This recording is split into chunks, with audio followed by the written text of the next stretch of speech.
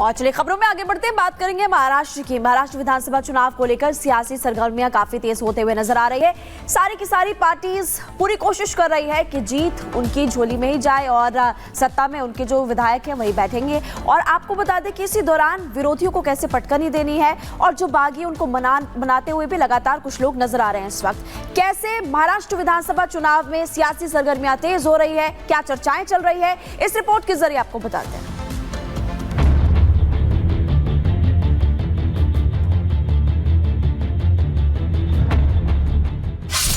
बागियों को मनाने का काम पूरा।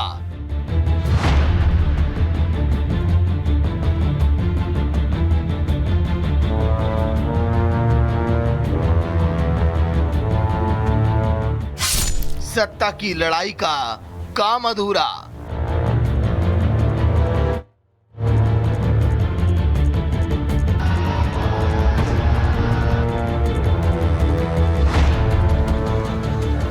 कहा जाता है कि किसी भी राजनीतिक दल के लिए बागी सबसे अधिक चिंता का सबब है। अगर वो विरोध में सक्रिय हो गए तो पार्टी की हार निश्चित है। यही वजह है कि महाराष्ट्र चुनाव जैसे जैसे करीब आ रहा है उसके पहले जोर से लेकर बागियों की साधने की हर वो कोशिश की जा रही है जिससे महाराष्ट्र की सत्ता के और नजदीक पहुंचा जा सके। यही वजह है कि महाराष्ट्र विधानसभा चुनाव में नाम वापसी का आखिरी समय तक महाविकास आघाड़ी और महायुति के नेता बागियों को मनाने में जुटे हैं, जिसमें महायुति काफी हद तक सफल भी रही है।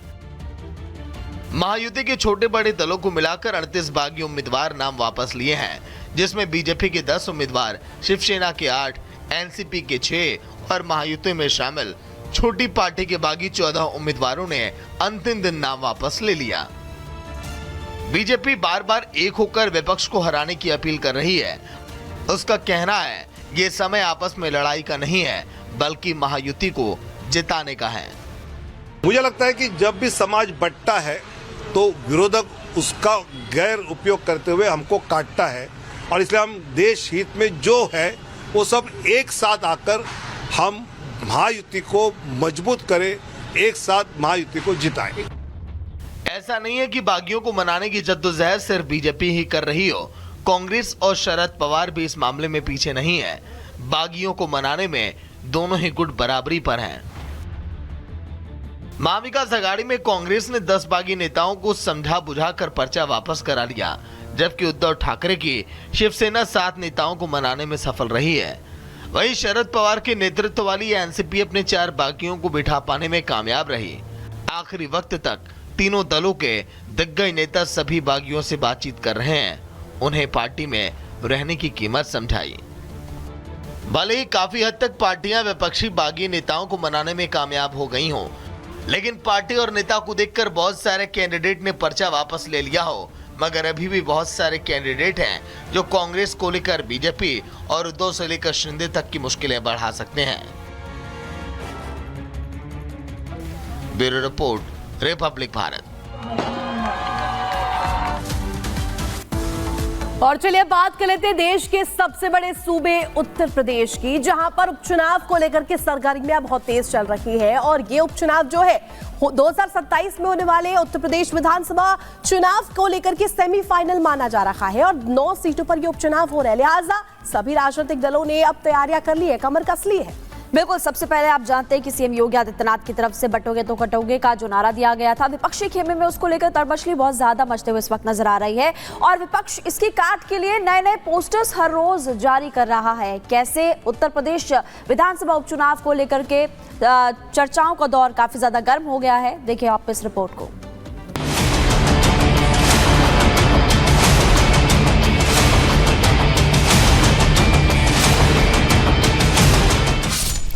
सीएम योगी के एक नारे से सियासी भूचाल। बटोगे तो कटोगे के नारे के बाद पोस्टर वॉर। योगी का बयान, विपक्ष परेशान। यूपी में होने वाले उपचुनाव को साल 2027 में होने वाले विधानसभा चुनाव का सेमीफाइनल के तौर पर देखा जा रहा है।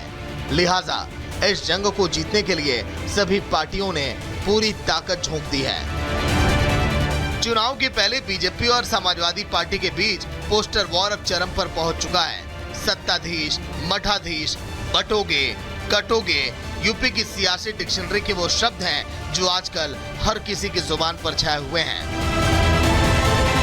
या यूं कह ले कि सूबे की सियासत ही इन्हीं शब्दों के इर्द गिर्द घूम रही है। लखनऊ की सरहद पार कर अब इन शब्दों की गूंज यूपी के दूसरे शहरों में भी सुनाई दे रही है। राजधानी के बाद अब काशी में भी पोस्टर वॉर छिड़ चुका है। पार्टी के नेता अपने अपने कार्यकर्ताओं को रिझाने के लिए तरह तरह के पोस्टर लगा रहे हैं। पहले बीजेपी ने बटेंगे तो कटेंगे का नारा दिया। खुद मुख्यमंत्री योगी आदित्यनाथ ने मंच से कहा कि हम बटेंगे तो कटेंगे। लोग बीजेपी के इस नारे का तर्क अपने अपने हिसाब से लगा रहे हैं। इस बीच अब बीजेपी के नारे के जवाब में समाजवादी पार्टी एक के बाद एक नए पोस्टर जारी कर बीजेपी को जवाब देना चाहती है, लेकिन मानो ऐसा लग रहा है सपा के सारे पोस्टर वाले दांव फेल होते जा रहे हैं। दरअसल लखनऊ में समाजवादी पार्टी के कार्यालय के बाहर लगा एक और पोस्टर अब चर्चाओं में आ गया है। इस पोस्टर में सपा मुखिया अखिलेश यादव को 2024 का जननायक और 2027 का महानायक सपा दफ्तर के बाहर लगे पोस्टर में अखिलेश यादव की फोटो के साथ लिखा है। इससे पहले अखिलेश यादव के लिए एक और पोस्टर लगाया गया था जो कि चर्चाओं में आ गया था। इस पोस्टर में सपा मुखिया को 27 का सत्ताधीश बताया गया था। इस पोस्टर में लिखा गया 24 में बरसा जनता का आशीष, दीवारों पर ये लिखा गया। इसके अलावा एक के बाद एक सपा कार्यकर्ता ऐसे पोस्टर कई सारे लगा रहे हैं, जिसका सीधा निशाना वर्तमान बीजेपी की सरकार पर है। पे एक नया पोस्टर इसमें लिखा है कि पीडीए एकता जिंदाबाद, अखिलेश यादव के बारे में लिखा है, समाजवादी पार्टी के बारे में लिखा है, स्लोगन लिखा है, ना बटेंगे यानी बटेंगे हो गए बांटेंगे लिख दिया है। इसमें भी कुछ करेक्शन की स्थिति है। न कटेंगे, मठाधीश सत्ता से हटेंगे, 2027 को सत्ताधीश साइकिल पर चढ़ेंगे, अखिलेश यादव जिंदाबाद, देखिए पीडीए एकता जिंदाबाद। इस तरह के जो नारे लगे हैं, इस तरह के जो स्लोगन हैं, वो लगातार हो रहे हैं यूपी में। यानी कि जो उपचुनाव है उसमें ना तो रैलियां दिख रही हैं, ना जनसभाएं दिख रही हैं, ना कोई रोड शो दिख रहा है, ना बड़े बड़े स्टार प्रचारकों की अभी कोई सूची आई है उपचुनाव को लेकर के, लेकिन ये जो पोस्टर वार है ये जरूर दिख रहा है। दरअसल मुख्यमंत्री योगी आदित्यनाथ लगातार अपनी सभाओं में हिंदू समुदाय को एकजुट करने की बात करते रहे हैं। हाल ही में बांग्लादेश में हिंदुओं पर हुए हमले को लेकर उन्होंने नारा दिया था, बटेंगे तो कटेंगे, एकजुट रहेंगे तो सुरक्षित रहेंगे। इसी बयान को ढाल बनाकर सपा चढ़ाई करना चाहती है, लेकिन मानो ऐसा लग रहा है कि बीजेपी का एक बयान ही सपा के सारे पोस्टरों पर भारी है। जैसे जैसे चुनाव की तारीख नजदीक आएगी, पोस्टर वॉर और जुबानी जंग और भी तेज हो चलेगी। बीजेपी जहां हिंदुत्व के सहारे अपनी चुनावी नैया पार लगाना चाहती है, तो वहीं दूसरी ओर अखिलेश यादव इस वार की काट खोजने में लगे हैं। उनकी कोशिश है कि मुख्यमंत्री के इन नारे की धार को किसी भी तरीके से कुंद किया जा सके। यही वजह है कि लगातार सपा दफ्तर के बाहर नए नए पोस्टर लगाए जा रहे हैं। इतना ही नहीं, पार्टी के सांसद, विधायक और प्रवक्ता भी लगातार इस नारे को लेकर बयानबाजी कर रहे हैं। Bureau report, republic Bharat. Uttar Pradesh के बाद अब बात कर लेते हैं झारखंड की, क्योंकि झारखंड विधानसभा चुनाव को लेकर के भी बीजेपी ने जैसे ही प्रचार शुरू किया तो यहां पर झामुमो यानी कि जेएमएम और कांग्रेस पार्टी को घेरना शुरू कर दिया। प्रधानमंत्री मोदी की तरफ से कई मुद्दे भी वहां पर उठाए गए। बिल्कुल, और देखिए यहाँ पर बांग्लादेशी घुसपैठ का मुद्दा जो है वो बहुत ज्यादा सर चढ़कर बोल रखा है और ये गरमाया हुआ है मुद्दा। इसके अलावा इस बीच जो है प्रधानमंत्री झारखंड पहुंचे और सीधे सीधे जेएमएम कांग्रेस के गठबंधन को कटघरे में खड़ा कर दिया।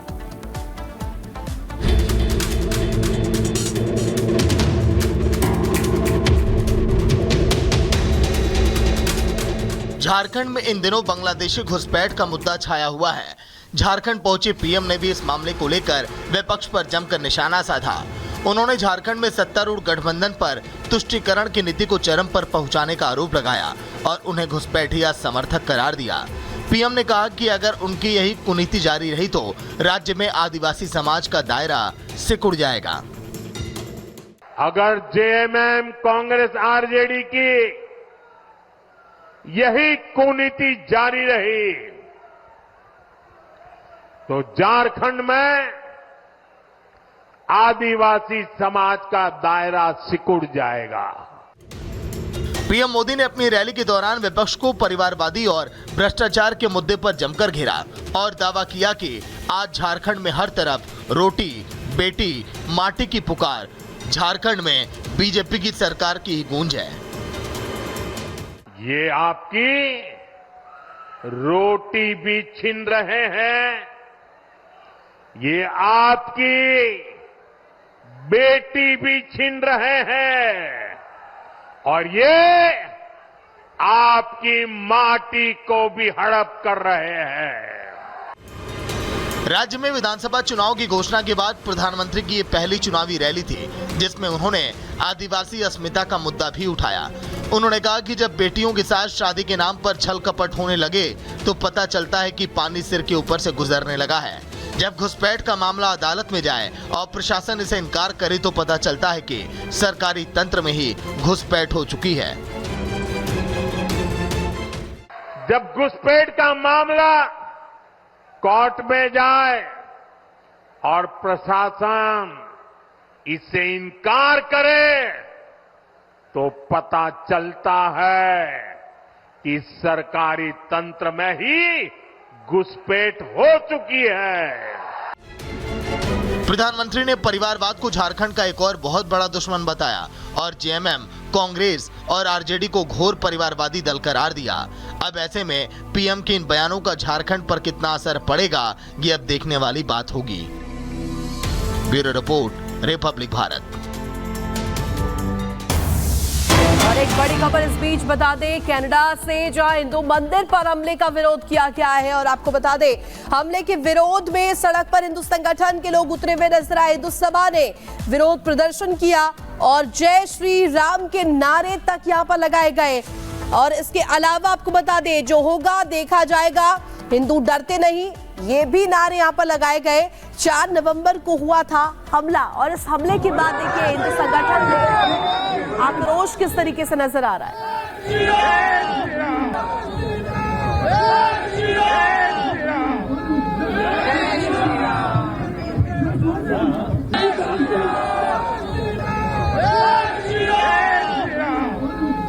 तो ये तस्वीरें आपको दिखा रहे हैं, ये एक्सक्लूसिव तस्वीरें किस तरीके से हिंदुओं को टारगेट पर लिया जा रहा है और इसके विरोध में अब हिंदू संगठन के तमाम ये लोग नजर आ रहे हैं। नारे आप देखिए किस तरीके से लगाए गए।